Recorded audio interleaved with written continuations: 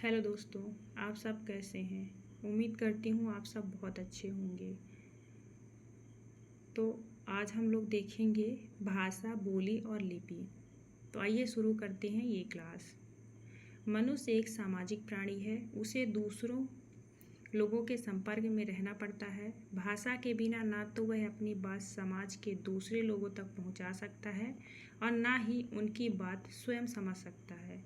इस प्रकार हम देखते हैं कि भाषा मन के भावों या विचारों को प्रकट करने और समझने में एक दूसरे की मदद करती है। भाषा शब्द भाष धातु से बना है। इसका अर्थ है बोलना। मनुष्य जिन ध्वनियों को बोलकर अपनी बात कहता है उसे भाषा कहते हैं। भाषा क्या होता है?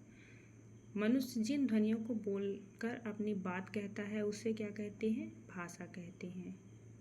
इस प्रकार कहा जा सकता है कि भाषा वह साधन है जिसके द्वारा मनुष्य बोलकर, लिखकर, पढ़कर व सुनकर अपने मन के विचारों तथा भावों का आदान प्रदान करता है, वह भाषा होती है।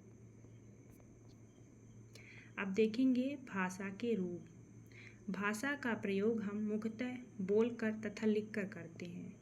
इस प्रकार प्रयोग के आधार पर भाषा के दो रूप होते हैं। पहला मौखिक और दूसरा लिखित। मौखिक भाषा। मौखिक का अर्थ है मुंह से निकली हुई। जब हम बोलकर और सुनकर अपने विचार एक दूसरे तक पहुंचाते हैं तो यह भाषा का मौखिक रूप कहलाता है। और लिखित भाषा। लिखित का अर्थ है लिखा हुआ। जब मनुष्य अपने मन के भावों को लिखकर और पढ़कर व्यक्त करता है तो वह भाषा का लिखित रूप होता है। लिखित मतलब जो चीज़ें लिखी हुई हो और मौखिक मतलब जो बोलकर। तो मौखिक और लिखित ये होता है। आगे देखेंगे भाषा का मूल रूप मौखिक होता है। इसे सीखना नहीं पड़ता। मातृभाषा। मातृभाषा क्या है? भाषा का वह रूप जिसे बालक सबसे पहले अपने परिवार में रहकर सीखता है वह मातृभाषा कहलाती है। हिंदी भाषा की राजभाषा के रूप में मान्यता तथा स्वीकृत भाषा है। 14 सितंबर 1949 को भारत सरकार ने हिंदी को राजभाषा घोषित किया। कब किया? 14 सितंबर 1949 को भारत सरकार ने हिंदी को राजभाषा घोषित किया। भारतीय संविधान में 22 भाषाओं को मान्यता प्रदान की गई है। वे इस प्रकार हैं। 22 भाषाएं जो मान्यता प्रदान की गई हैं कौन कौन सी है? हिंदी, असमिया, बंगाली, गुजराती, बोडो, डोंगरी, कन्नड़, कश्मीरी, कोंकणी, पंजाबी, उर्दू, मैथिली, मलयालम, मणिपुरी, मराठी, नेपाली, उड़िया, संस्कृत, तमिल, तेलुगु, संथाली एवं सिंधी।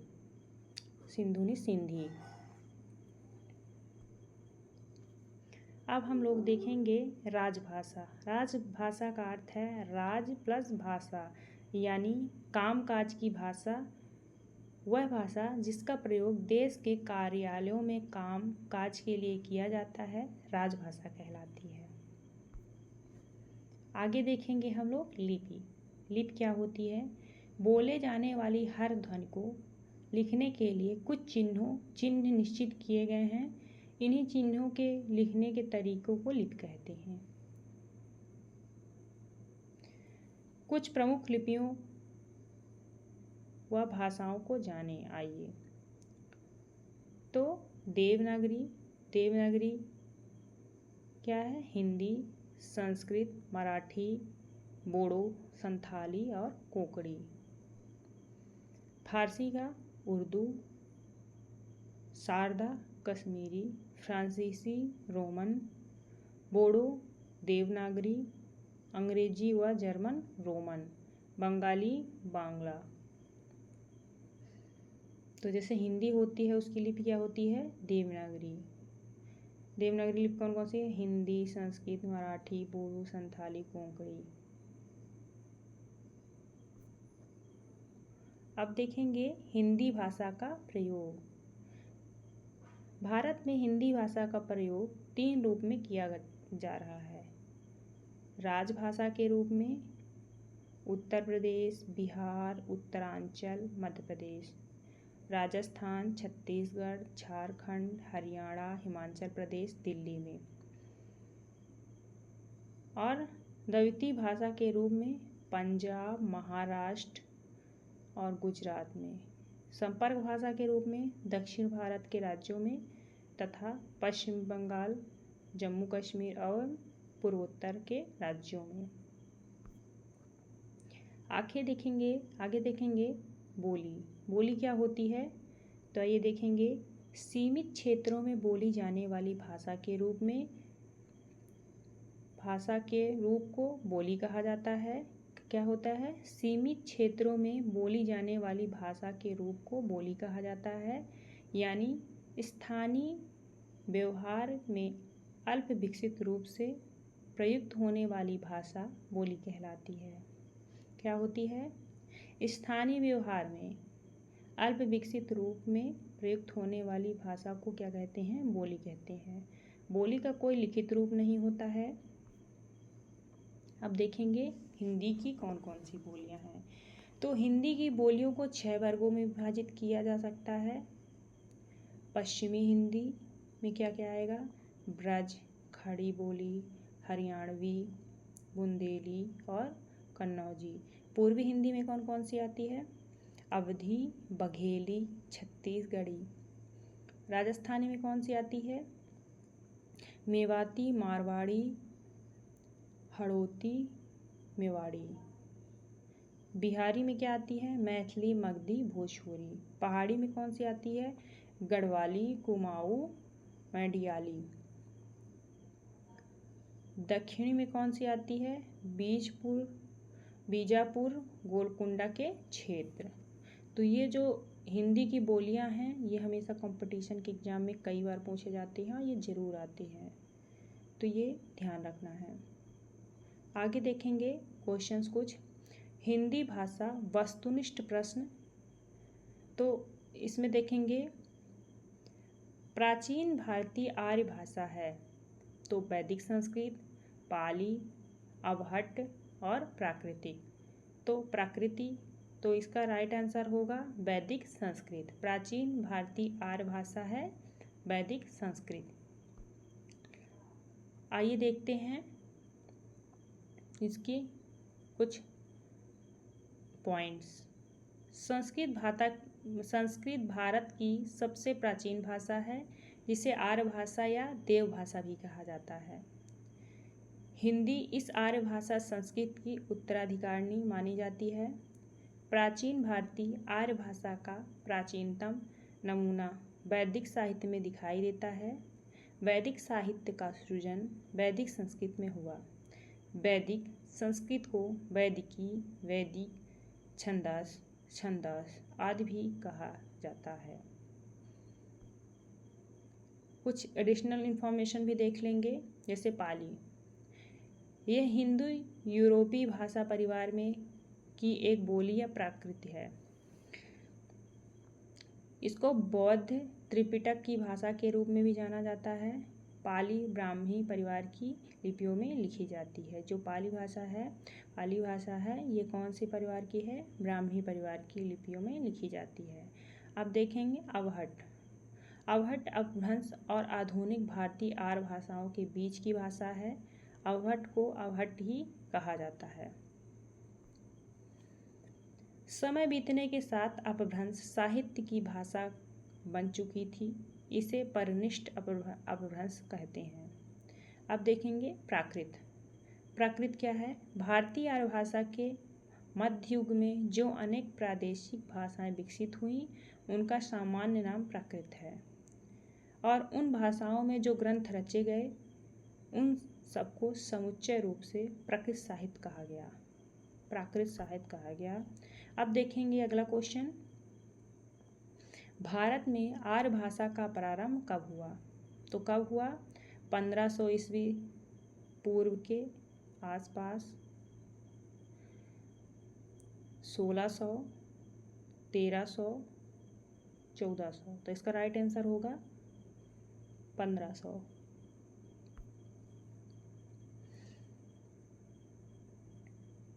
कुछ की पॉइंट देखेंगे, जैसे इतिहास इसका।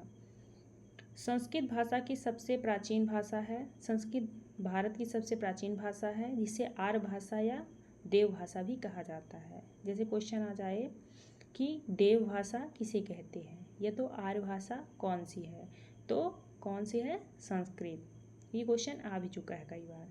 हिंदी इसी आर्य भाषा संस्कृत की उत्तराधिकारिणी मानी जाती है।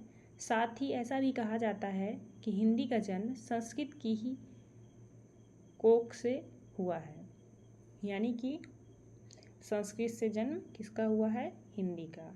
भारत में संस्कृत 1500 ईसा पूर्व से 1000 ईसा पूर्व तक रही है।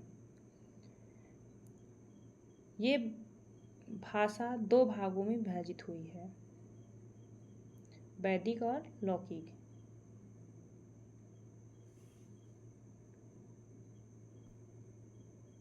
मूल रूप से वेदों की रचना जिस भाषा में, उसे वैदिक संस्कृत कहा गया।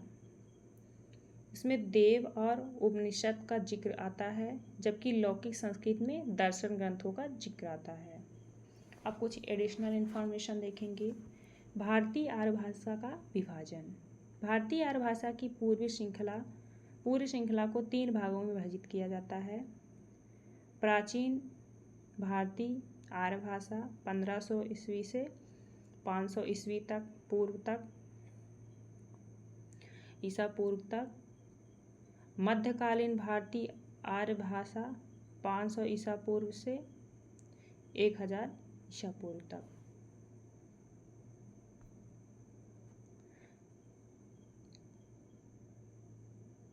आधुनिक भारतीय आर्य भाषाएं 1000 से अब तक।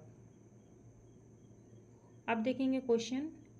अपभ्रंश की उत्तरकालीन अवस्था का नाम है, क्या है, संस्कृत, प्राकृत, पाली, अवहट्ट। तो क्या होगा, अभी पीछे देखे हैं। अपभ्रंश की उत्तरकालीन अव्यवस्था का नाम अपभ्रंश की उत्तरकालीन अवस्था का नाम तो अवहट्ट। आगे देखेंगे, अपभ्रंश की उत्तरकालीन अवस्था का नाम अवहट्ट है। अपभ्रंश मध्यकालीन भारतीय आर्य भाषा और आधुनिक भारतीय आर्य भाषाओं के बीच की कड़ी है। अपभ्रंश को उकार बहुला भाषा कहा जाता है। क्या कहा जाता है, उकार बहुला। इसके की पॉइंट देखेंगे। अपभ्रंश में 2 वचन और 2 ही लिंग माने मिलते हैं। विद्वानों ने अपभ्रंश को संधिकालीन भाषा कहा। क्या कहा, संधिकालीन भाषा। इंपॉर्टेंट पॉइंट देखेंगे इसका। अवहट्ट अपभ्रंश का ही परिवर्तित रूप है। डॉक्टर सुनीति कुमार चटर्जी ने अपभ्रंश और आधुनिक भारतीय आर्य भाषाओं के बीच की कड़ी को अवहट्ट कहा है। एडिशनल इंफॉर्मेशन में देखेंगे। वैदिक साहित्य का सृजन वैदिक संस्कृत से हुआ। पाली को प्रथम प्राकृत भी कहा जाता है। क्या कहा जाता है, पाली को प्रथम प्राकृत भी कहा जाता है। पाली का अर्थ है बुद्ध वचन है। मध्यकालीन आर्य भाषा को प्राकृत भी कहा गया है। आगे देखेंगे क्वेश्चन। मध्य भारतीय आर्य भाषा का अंतिम रूप कौन सा है, तो क्या है, अपभ्रंश है। अभी हम लोग पीछे देखे हैं। आगे देखेंगे, की पॉइंट देखेंगे। विकल्प के अनुसार मध्य भारतीय आर्य भाषा का अंतिम रूप अपभ्रंश है। भारतीय आर्य भाषाएं 3 उपवर्गों में विभाजित किया जाता है। ये हम लोग पीछे देख चुके हैं। 1500 से 500।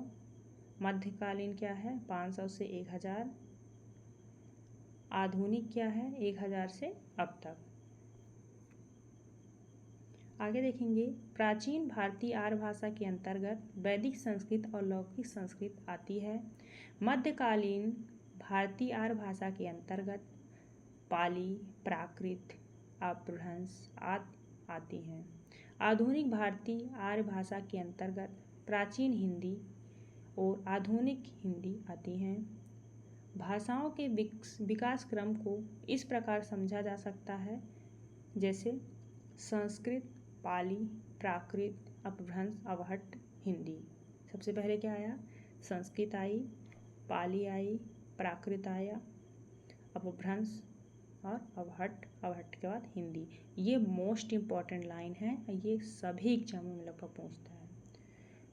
संस्कृत, पाली, प्राकृत, अपभ्रंश, अवहट्ट और हिंदी।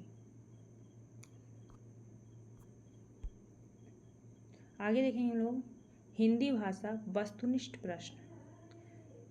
हिंदी भाषा के उद्भव का सही क्रम है। अभी हम लोग पीछे क्या देखे हैं? सबसे पहले क्या आएगा? पाली, प्राकृत, अपभ्रंश, अवहट्ट। अवहट्ट के बाद क्या आता है? हिंदी।